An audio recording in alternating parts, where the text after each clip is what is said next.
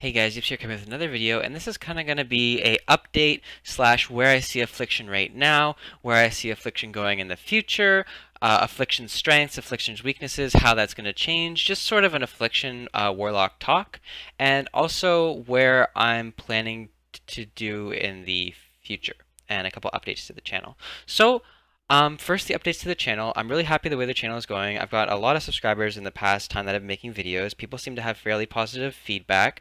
I am getting a new mic for over the holidays. I'm getting a new mic. I'm getting some upgrades to my PC, so you can expect a big improving in quality of the videos, which is going to be really nice. I'm really happy to be able to do that. And not only that, I'm going to be away from the time of the 19th to the 29th. I probably will not be uploading any videos during that time segment, but come the new year and maybe a little bit before that, I'll try to upload a couple videos. And especially when 7.1.5 comes out, I'll be making a very in-depth guide on Warlock. And the way that I'll probably be doing that is I'll start by making a guide about Haunt, and then I'll make a guide about Writhe and Agony, and then I'll make a guide about Malefic Grasp. And I think that that's the best way for me to go about doing that. And the reason that's the best way for me to go about doing that is because I don't really want to chunk it all into one video, because that video would be so long I'd feel like I'd be cutting short. So if I make one 10-minute video about Haunt, one 10-minute video about Agony, and one 10-minute video about Malefic Grasp, I feel like that's a lot better than just clunking them all together and making one 30-minute video. So that's kind of my plan for the future right now. So I will be away from the 19th to the 29th, but after that I'll be back, and hopefully the video quality goes up a little bit. So I hope you guys can look forward to that. So on to the content of this video. Talking about Affliction's strengths, Affliction's weaknesses, and where I see it in the future and where I see it right now. So right now I kind of see Affliction as a middle of the pack class that has some very high potential. And the reason I say a middle of the pack class with high potential is obviously on pure standstill single target, Affliction is about middle of the pack. It's better than some classes. It's probably like on par with like Frosty K's, things like that. Maybe like BM hunters, marksman hunters, stuff like that. But obviously it's weaker than things like shadow priests, fire mages, arms warriors, demo warlocks, things like that. It is weaker than those, but it does have benefits. It does have a lot of strengths when it comes to single target, and it also it vastly surpasses most of those classes once you get 2 or 3 adds in the mix, and once movement starts happening. So the first thing I want to talk about is affliction strengths. So Affliction's strengths in the current patch and in the future is always going to be movement. Affliction is the most mobile caster I can think of.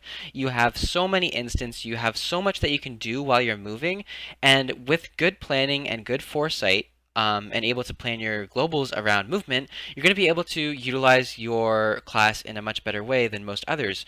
And the reason I say that is think about a fight where you're having to move in a clockwise rotation like such as Ursoc, but you're having to do it at a much quicker rate. So you only have time to sit and cast for maybe 1 or 2 times, and then you have to move. So I don't know if anyone's ever done Archimond, and when you had to do the dance around, or if you've ever done even the safety dance, like an old Nax Ramish or something like that. There's quite a bit of movement. You're moving around quite a bit. You have to do a lot of shuffling. And classes like Demo Warlocks, even fire mages to an extent, things like that, they're going to struggle over, large volume movement fights. And Affliction doesn't really struggle with that. I'm going to show you guys really quick why. I feel like it should be pretty obvious, but I feel like it is worth some sort of an explanation why Affliction is obviously so good at this. So imagine it's a fight where you have to move a lot and you're talented into something like this. So you get your soul effigy, you're attacking the boss, and say you have to move. And you have to move a lot, okay?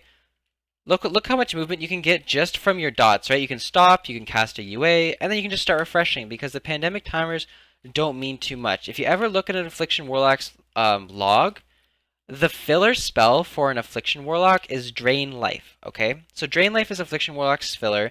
It's the only thing that you really have to stand still and channel for a long period of time. UA, you only have to cast it about once every 10 seconds. One cast every 10 seconds isn't a whole lot.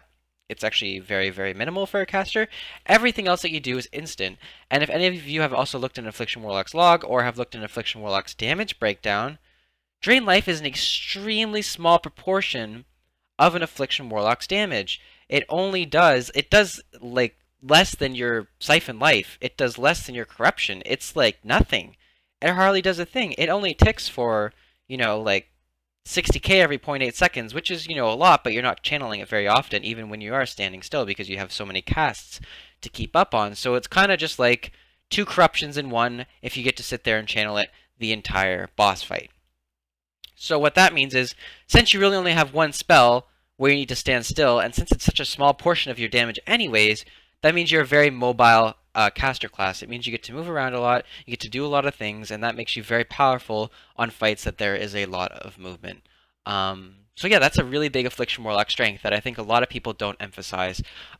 This allows you, during a raid progression fight, on a fight that has progression with any sort of movement, it makes your class way easier to play because you don't have to worry about maximizing your damage rotation around movement because you have all these instants anyways.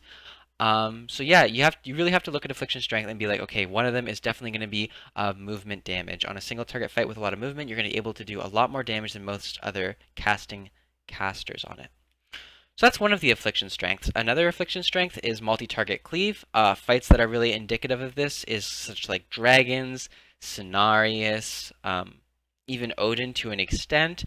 Boss fights like that, where there's a lot of target cleaving going on, Affliction super excels. I mean, you look at the logs for Cenarius compared to other Warlocks and either other classes. You look at logs like even Renferal to an extent. You look at boss fights like Xavius. Affliction is destroying other Warlocks on that for the most part.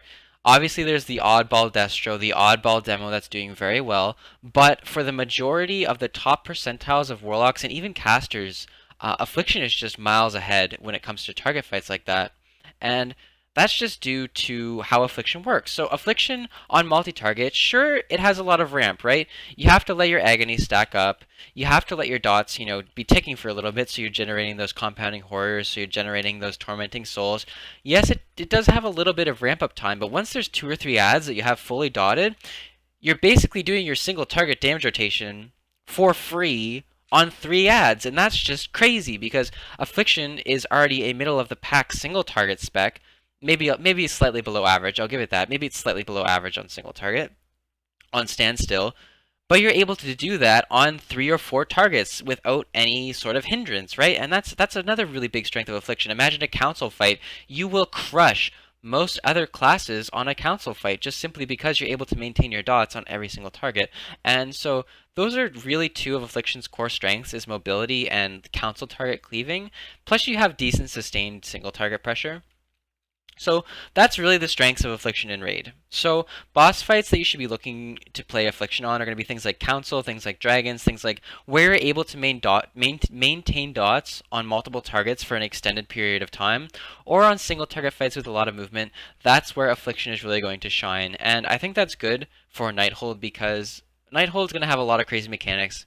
We know this. The bosses have been getting really tough. There's going to be a lot of mechanics, there's going to be a lot of things that are changing, so when you're playing an Affliction Warlock and all of these crazy things are happening, you get to maintain that easy damage rotation, just maintaining 2 dots on 2 targets, your effigy and the boss, and if there's any adds, you don't even have to play with effigy anymore, you can just maintain your dots on the adds, cast UA once in a while, and everything's going great. So, I just kind of hyped up Affliction there for a little bit. I was talking about all the benefits that it has and what it's really good at, but now I want to take some time to talk about the weaknesses of Affliction. So the main weakness that Affliction has, besides obviously standstill single target DPS, which is being improved in 7.1.5 and 7.2, is target switching to an extent. Now what I mean by target switching is, say a bunch of little adds spawn in our fight, or say even a big ad spawns in a fight, but this ad is only living for, say, 15 seconds. So, say the ad is only living for 15 seconds on a boss fight, or an ad fight or something like that. So, you dot this ad up, right? So, you're dotting this ad up, it's only going to live for 15 seconds. Your dots basically expire for this 15 seconds. So you think, oh, that's not too bad. I can get my dots out. They get their full duration.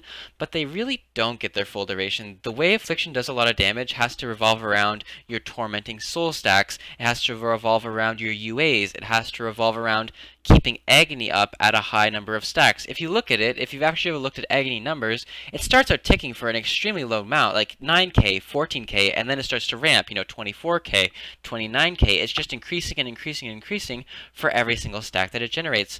So you really need to get 20 stack agonies that are existing on a target for a long period of time in order to get your maximum dot DPS out and make sure you have, some tormented soul stacks in between there. If you're just dotting up an ad with 2 dots and the ad is going to die at the end of the expiration date of these 2 dots, you're really not doing that much damage to the ad relative to other classes. So that's one of the weaknesses that we have, but another one is when these priority ads spawn, you can't let your dots fall on a boss like a Shadow Priest can. It's not like a Shadow Priest or a Mage where you can just switch your damage from one target to the other one and it's going to be the same, right? So if I'm attacking the boss here and I'm maintaining all of my agony stacks, I'm maintaining my corruption, my siphon life and things like that, I'm maintaining these dots on the boss, right? And a couple ads spawn, and I'm frantically trying to get these dots out on the ad, but my dots on the boss are fading in this time, and I have to go back to the boss to refresh these, or else I'm going to miss out on my agony stacks and miss out on all my boss DPS, right? It's not like a Shadow Priest where I can say, okay, I'm going to VT Shadow Word Pain this, I'll VT Shadow Word Pain all these things. Oh, it fell on the boss? That doesn't matter. I don't lose any damage because I'm just doing it to a different target, right? So that's one of the main weaknesses Affliction Warlock has, is that quick target switching while maintaining, because you have so many important timers on the boss to maintain with your dots that it's hard to maintain these timers on the boss and your effigy plus a bunch of little ads. It's just inefficient. So how you kind of compensate for that is you just don't do as much damage to those ads. You know, you just suck it up. You say, okay, I'm gonna be weak at this, but I'm strong at other things. So what you do is when a couple little ad spawns, you throw out your corruptions because it's gonna do the most damage for you on that time span. If they're gonna live a little bit longer, sure, you can throw out a couple agonies just from some extra shard gen. But really, just don't let your boss damage fall off.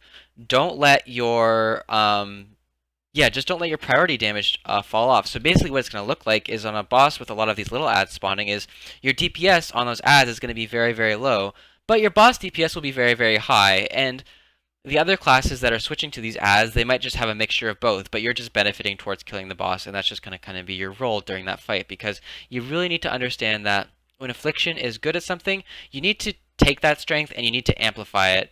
You don't want to use your weaknesses and try to compensate for them in other ways. Like you don't want to try to like be like, okay, these ads are spawning. I'm going to try my best to DPS them and ignore the boss. Don't do that. You're just going to be missing out on so much potential that you could have. And trust me, I mean, you're doing way better doing 100, 150k more DPS on a fight than if you were to actually switch to ads and contribute to those and kill those. It's better to let your other parts of your raid doing it. It's better to let classes that are good at that do that, because that's what they specialize on. That's what fire mages, that's what like shadow priests, that's what those classes specialize on. But warlock, what you specialize on is that movement, that long sustained target cleaving. So really take that into account when you're going into a raid fight. Really, really understand that, and you'll probably end up doing a lot better on a boss fight. Don't worry too much about going after your weaknesses. Go after your strengths, and that's going to be a really important part of playing Affliction. So that's where I see Affliction right now in the current meta, middle of the pack, but slightly above on some fights, which I think is, a relatively good stance of where Affliction should be. Obviously, we are getting a lot of buffs come in the future. We're getting some buffs to our single target standstill, and we're getting a little bit of buff to ad switching, although nothing crazy. Nothing's going to change with there. When little ads are spawning, they're still going to be a nuisance for us to kill if they're relatively spread out and we can't Seed of Corruption them. But you win some battles, you lose some battles. I think Affliction is a great spec to play. If you want to try it out, I highly recommend doing that. It's definitely going to be strong in 7.1.5, and I hope you guys like this video. And one quick shout out before I do on this video is make sure you guys go check out the Icy Veins Affliction Warlock guide. I actually updated it for Icy Veins. This isn't a sponsored thing or anything. I'm just like really proud of it because I wrote kind of like updated that 7.1 guide on it. So it's now updated. So if you want to look at a written guide, you can guys go check that out. So thanks for watching, and I'll see you guys later.